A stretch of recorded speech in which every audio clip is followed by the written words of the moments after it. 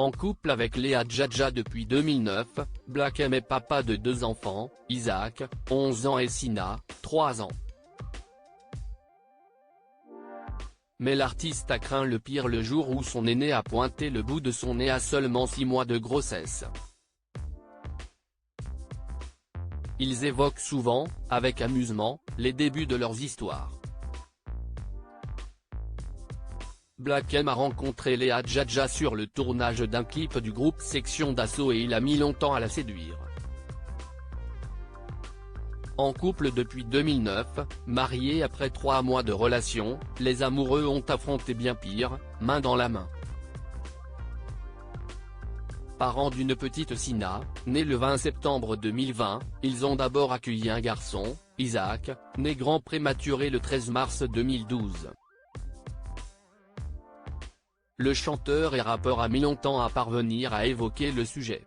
Mais ce vendredi 17 novembre 2023 marque, justement, la journée mondiale de la prématurité.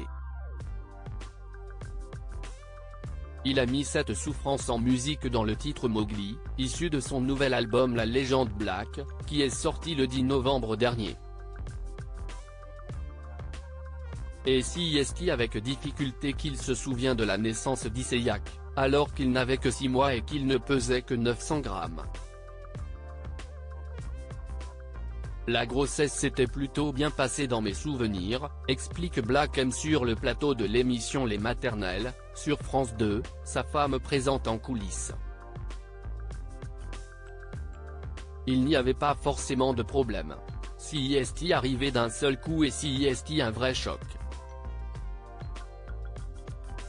Si est-il une longue période de 4 mois de couveuse. Et après il y a la sortie de l'hôpital, le moment où on doit prendre les responsabilités avec les petites bouteilles d'oxygène, les lunettes. Si est-il un long combat.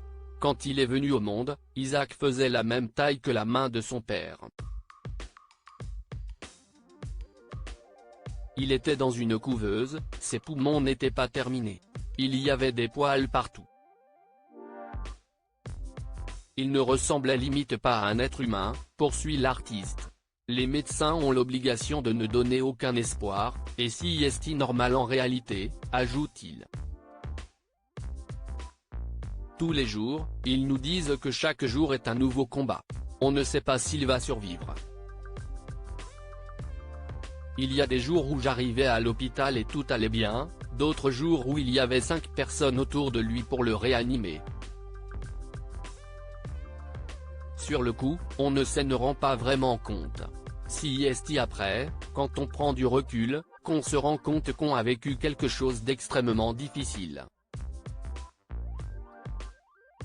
La preuve en est que je n'ai pas réussi à en parler pendant des années et des années. Jusqu'à aujourd'hui.